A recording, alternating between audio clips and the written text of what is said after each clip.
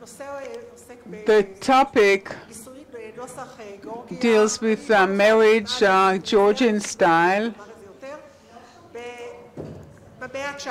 In the 19th century, is it better now? And the beginning of the 20th century, in view of the Kiddushin tractate. Most of the information that we have concerning Kiddushin and marriage in Georgian communities can be found in a number of responsa between the sages of Israel and Russia from the second half of the 19th century and the beginning of the 20th century. And the journey of Professor Yehuda Cherny, a traveler, passenger for Romania, that visited the Caucasian communities in the 1960s and 70s of the 19th century. Regretfully, the scholars of Georgia did not leave any books of responsa behind them, and we have to suffice with the question that they gave to scholars in the land of Israel and Russia.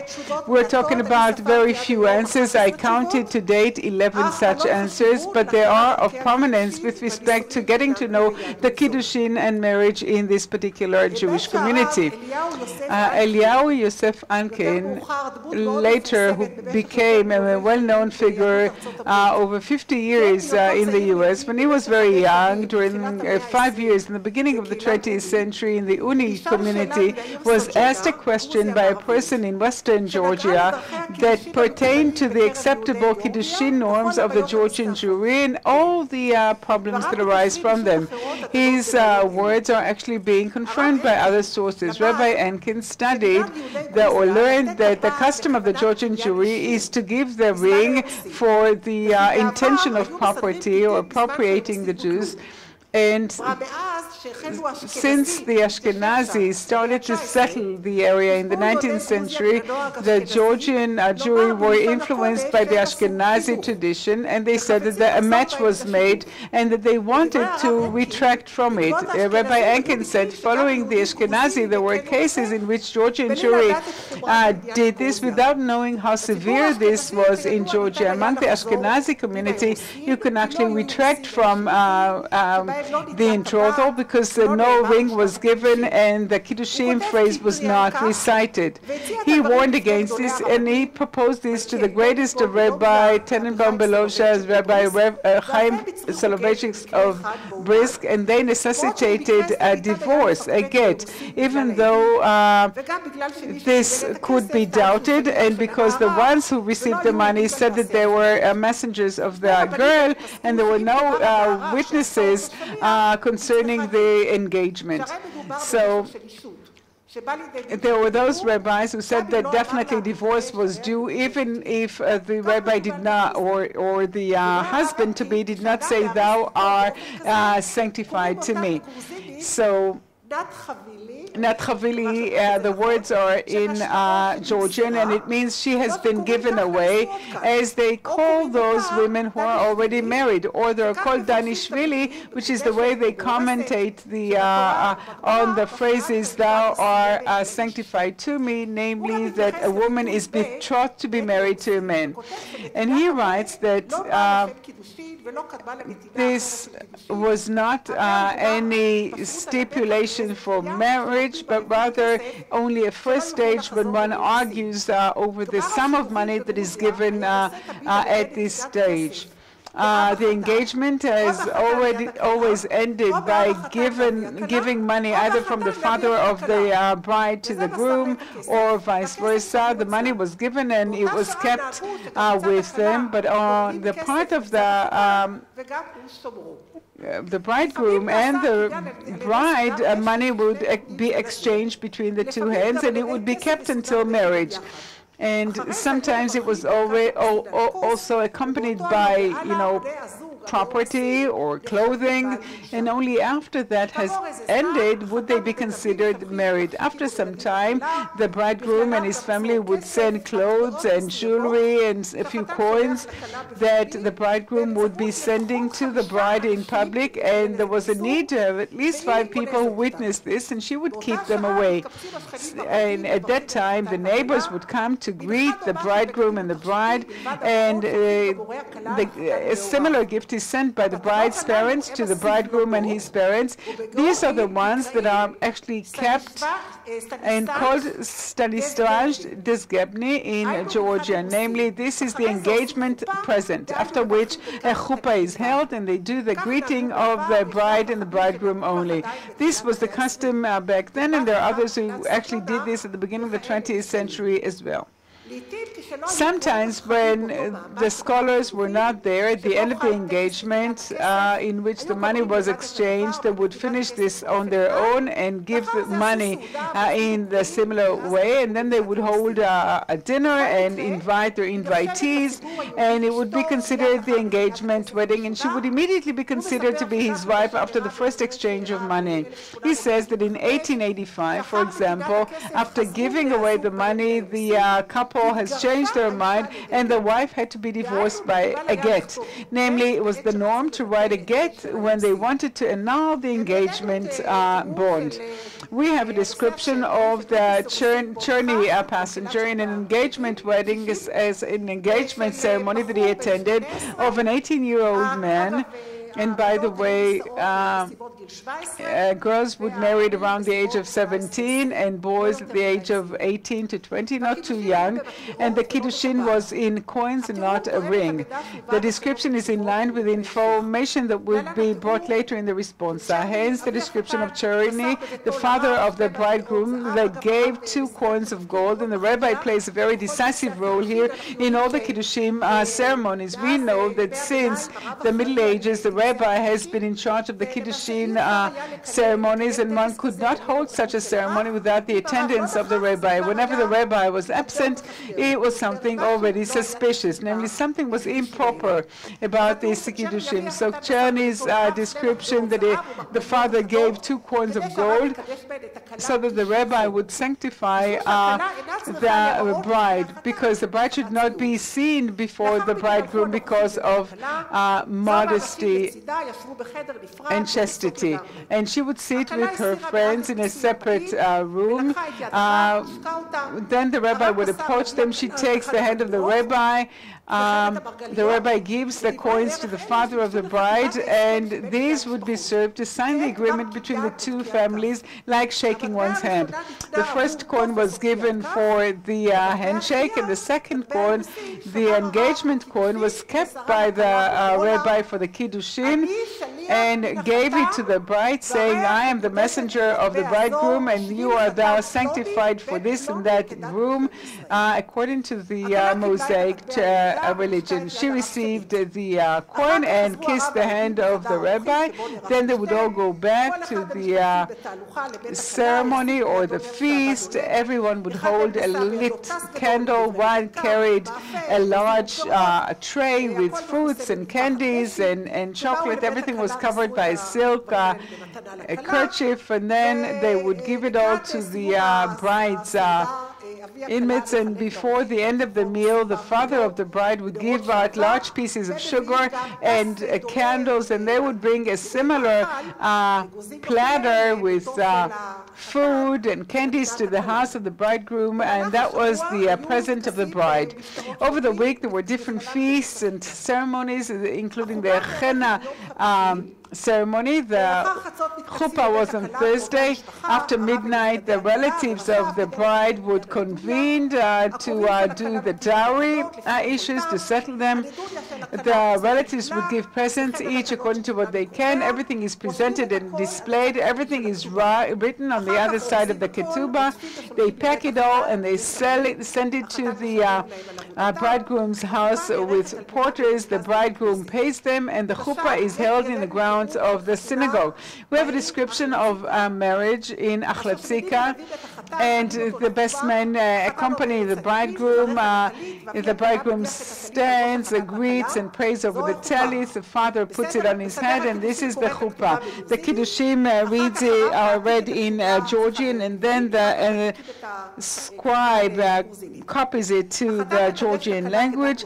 The bridegroom prays and sanctifies the bride, but he lays the ring in a glass of wine and allows the bridegroom to drink. When he receives the glass from it, he takes away the ring from the glass. After the chuppah, the bridegroom holds the bride in both hands and brings her into a tiny room next to the stage, goes back to the stage. The rabbi and the public sing Emet ki ata chatanenu, truth it is that you are our bridegroom, and then he returns to his bride and both of them eat. I would like to mention a few examples taken from those 11 cases, and the article that I'm going to publish will include all those cases, but here I'm just giving you a few examples that explain to us more or less what I've just mentioned. A very well-known case is that of the city of Sedona. It became known because the rabbi sent actually questions to the scholars in Russia and Israel, and his name became well known. This case took place in 1888. After the death of Reuven, his wife gave birth to their eldest son, and when the boy was 8 months old, her father found her another man and forced her to engage to be married to that man, even though according to the halacha she was a nursing woman, and up to 24 months she's not allowed to be matched or married. There is a whole description that he brought his daughter at night without her knowledge about his intention to marry her. The rabbi came, the bridegroom-to-be came at midnight and forced her to be married. Despite her opposition, she was forced to be engaged to be married. He gave her a ring and she threw it on the ground. They did the blessing, but she refused to drink the wine. They forced her mouth to be opened and they forced the wine into her mouth. She continued to object to the marriage. The scholar immediately escaped the room because he saw that there was a certain conspiracy there, so he was not present during the ceremony itself, and people understood that he would not approve of it. Ultimately, this whole matter was brought before the scholars of the time, and various wonderings and questions and doubts came up, and the main arguments were that he forced her into this marriage, that there were no two kosher legitimate witnesses, and she is considered to be a nursing woman. There was a whole conflict in the community, and it arrived at Rabbi Eliashar from Jerusalem, the Rishon LeZion, and he ruled out that this is not Kiddushin because she threw away the ring immediately, and that the greeting is null and void. And they also said that he wasn't in the proper place, but rather in the yard of her father, and he disqualified the witnesses. Another case that has to do with Sojourner as well. This Rabbi Michael of Sojourner did not arrange the Kiddushin because 3 months have not passed since the divorce of that wife from her first husband. 3 months have to be gone before she can marry again. Ephraim Shvili argued that he is sanctified or betrothed as divorced woman according to the Mosaic religion, not in the presence of a rabbi. One of those present said that he gave a ring to his uncle, and he gave the woman that ring and told her that he actually betrothed her to be married to his brother. According to a different version, it says, I betroth you and my nephew Ariel after 3 months are over. When the 3 months will be over, you will no longer be able to marry anyone else, and he doesn't have the right either to marry another. According to what he says, the two of them agreed, but the woman denied that. She said that there was no engagement made before 3 months have passed. So definitely the greeting that is the custom to be made, but in this case, because the two sides decided to marry at the time of Sukkot, they wanted to hold the ceremony not in the presence of the rabbi, and when those present objected because they needed to wait 3 months until she was divorced, one of them suggested that the money would be given immediately, and by that she will be betrothed to him after 3 months. However, she argued that she never received the ring and that at that time she was in a different room. She admitted that she knew that her father was betrothing her, but she didn't want that engagement. She admits that she was summoned to the house of the bridegroom, and she did that only because her father forced her to go. Her father admits to be given the ring from the bridegroom, but does not remember if he gave the ring to him or to her. He also admits that the witnesses were in his house because he summoned them, and he tried to force her to marry that man. He committed to give the bridegroom 500 rubles, but according to his words, she was forced to be betrothed, and because the rabbi was not there, he did not carry on the process. In this case, the bridegroom sent presents because she wanted to go back to her first husband. Testimony was collected in court. Rabbi Eliyahu Panjil received that testimony, and it was discussed by Rabbi Enkin and Yehuda Lev Tzilson, the rabbi of Kishinev, who is known as part of the Zionist history. A question came up: was there any possession here, any property during the engagement, and if there is a fear of betrothal? Rabbi Enkin thought that even there is an option that there's no Kiddushin, and he didn't see that there is any fear of gifts being exchanged, so one should not be too stringent with that. All the three witnesses testified that the ring was given for the sake of Kiddushin and that she did not refuse to accept it. Only one side says that the bridegroom was the only one that gave that gift, and in view of that, he wanted to take the stringent option. There is another case that is very interesting, and that's Buta Georgi, and all those involved in it all were of Georgian origin. A Georgian woman who was in Jaffa and wanted to be to find a bride for her youngest son, and she found a 17-year-old girl here, and her condition was that they would immigrate to Israel, where the chuppah would be held. Ultimately, what happened was that the bride immigrated with her father, but her father did not want to give her to that bridegroom, and he betrothed her in front of witnesses. In the meantime, her father actually betrothed her to someone else in Jerusalem, and a very, very stormy conflict arose between the two tribunals of Jaffa and Jerusalem, and ultimately there were those who tended to side with the annulling of the preliminary betrothal so that she'll be able to marry her second husband. And after this took place, the compromise was that you have the whole process of everyone involved were of Georgian origin, and ultimately, after the tribunals in Jaffa, the Ashkenazi one, they discussed it, and also the Sephardic tribunal in Jerusalem deliberated. The conclusion was that the first one would divorce her, and then after 3 months of separation, she'd be able to marry her husband, who was already her husband. In any case, so we have various cases in which people retract from Kiddushin, and other people who thought that they would be able to bypass the local Kiddushin and separate and split without divorce, and they tried to prevent that. There are quite a few cases that I found about the betrothal of an orphan with the help of an emissary.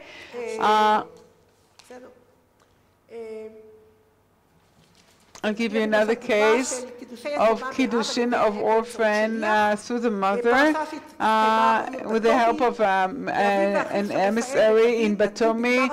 At the end of the betrothal, they gave money for the bridegroom in his absence. He was in a different town, and the girl who was orphaned from her father did not receive the money herself, but rather her mom. The time was after he served his service in the army. A year later, the bride visited the bridegroom's house for a number of weeks as the custom prescribed. They did not recite the Kiddushin greeting.